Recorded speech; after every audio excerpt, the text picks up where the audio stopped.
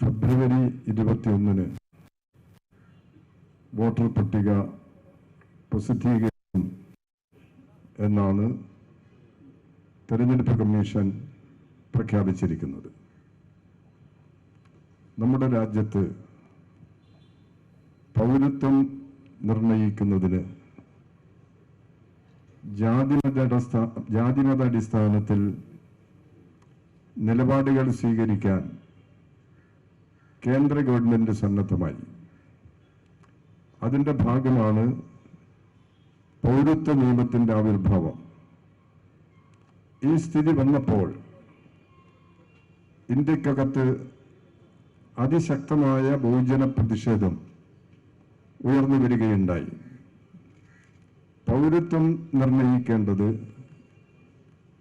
ഇന്ത്യയിൽ ജനിച്ചു വളർന്നവരാണോ എന്നതിൻ്റെ അടിസ്ഥാനത്തിലാണ്, ജാതിയോ മതമോ നോക്കിയിട്ടല്ല പൗരത്വം നിർണയിക്കേണ്ടത്. ഈ നിലപാട് രാജ്യത്ത് ശക്തമായി ഉയർന്നു വരികയുണ്ടായി. ഇന്ത്യ ഗവൺമെന്റ് പ്രതീക്ഷിച്ച രീതിയിൽ നിലപാടുകൾ എടുത്തില്ല. അത്തരമൊരു സന്ദർഭത്തിലാണ് വോട്ടർ പട്ടികയുടെ അതിതീവ്ര പരിശോധന SIR രംഗത്ത് വരുന്നത്. ബീഹാറിൽ ഇവർ നടപ്പിലാക്കി. ബീഹാറിൽ വോട്ടർ പട്ടികയുടെ പരിശോധനയുടെ ഭാഗമായി ഇലക്ഷൻ കമ്മീഷൻ സ്വീകരിച്ച നടപടികൾ അർഹരായ വോട്ടർമാരെ നിഷേധിക്കാനും അനർഹരായ വോട്ടർമാരെ തള്ളിക്കയറ്റുന്നതിനും ഇടവരുത്തുന്ന നിലയിലാണ്. ഈ നിലപാടിന്റെ ഭാഗമായി വോട്ടർ പട്ടികയിൽ പേര് വരാൻ അർഹതയുള്ള, വോട്ടറാകാൻ അർഹതയുള്ള ലക്ഷക്കണക്കിന് വോട്ടർമാർ പട്ടികയിൽ നിന്ന് പുറന്തള്ളപ്പെട്ടു. ഈ സന്ദർഭത്തിൽ ഇന്ത്യയിലെ രാഷ്ട്രീയ പ്രസ്ഥാനങ്ങളും പ്രത്യേകിച്ച് ഇടതുപക്ഷ പ്രസ്ഥാനങ്ങൾ ഇലക്ഷൻ കമ്മീഷന്റെയും സർക്കാരിന്റെയും മുമ്പാകെയും ഒരു പ്രധാന പ്രശ്നം കൊണ്ടുവരാൻ ശ്രമിച്ചു. വോട്ടർ പട്ടികയിൽ പേര് ചേർക്കുമ്പോൾ അർഹരായ മുഴുവൻ ആളുകൾക്കും വോട്ട് പട്ടികയിൽ ഉൾപ്പെടുത്തുന്നതിന് അവസരമുണ്ടാകണം. കേരളത്തിൽ വോട്ടർ പട്ടിക പരിഷ്കരണവുമായി വന്നപ്പോൾ കേരളത്തിലെ ഇടതുപക്ഷ ജനാധിപത്യ മുന്നണി ഒരു കാര്യം മുന്നോട്ട് വെച്ചു. ബീഹാർ മോഡൽ പരിഷ്കരണമാണ് നടത്തുന്നതെങ്കിൽ അത്തരം പരിഷ്കരണത്തെ ഒരു കാരണവശാലും കേരളത്തിൽ അനുവദിക്കില്ല.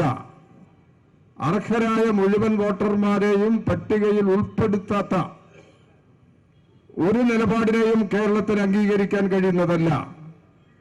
കേരളത്തിലെ എല്ലാ രാഷ്ട്രീയ പാർട്ടികളും ബഹുജന പ്രസ്ഥാനങ്ങളും ഇത്തരമൊരു പ്രശ്നം മുന്നോട്ട് വെച്ചു.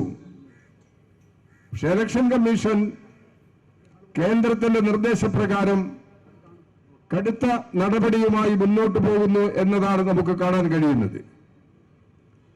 ഇവിടെ നാം ശ്രദ്ധിക്കേണ്ടുന്ന ഒരു കാര്യം, 2002 അടിസ്ഥാനമായി എടുത്തുകൊണ്ടാണ് വോട്ടർ പട്ടിക പരിഷ്കരിക്കുന്നതിനുള്ള നിലപാടുകൾ എടുക്കുന്നത്. ഇതിനകം നിരവധി തെരഞ്ഞെടുപ്പുകൾ നടന്നിട്ടുണ്ട്. ആ തെരഞ്ഞെടുപ്പ് ഘട്ടങ്ങളിലെല്ലാം കേരളത്തിൽ വോട്ടർ പട്ടിക പരിഷ്കരണം നടന്നിട്ടുണ്ട്. എല്ലാ രാഷ്ട്രീയ പ്രസ്ഥാനങ്ങളും ഇതിൽ പങ്കുവഹിച്ചിട്ടുണ്ട്. ഏറ്റവും അവസാനമായി 2024 പാർലമെന്റ് തെരഞ്ഞെടുപ്പിന്റെ ഭാഗമായി കേരളത്തിൽ വോട്ടർ പട്ടിക പരിഷ്കരിച്ചിട്ടുണ്ട്. അങ്ങനെ പരിഷ്കരിച്ച പട്ടികയിൽ ഏതെങ്കിലും പേര് അനർഹരായി ഉൾപ്പെട്ടിട്ടുണ്ടോ? അത് പരിശോധന നടത്തുന്നതിൽ ആർക്കും എതിർപ്പില്ല. അർഹരായ വോട്ടർമാരെ പൂർണ്ണമായും ഇതിൽ ഉൾപ്പെടുത്തണം. ആ നിലപാടിനോട് എല്ലാവർക്കും യോജിപ്പാണ്. ഇതൊന്നും പരിഗണിക്കാതെ ഇപ്പോൾ നടത്തുന്ന പരിഷ്കരണത്തിന്റെ ഭാഗമായി ഇവിടെ യഥാർത്ഥ വോട്ടർമാർ പുറന്തള്ളപ്പെടുന്നു.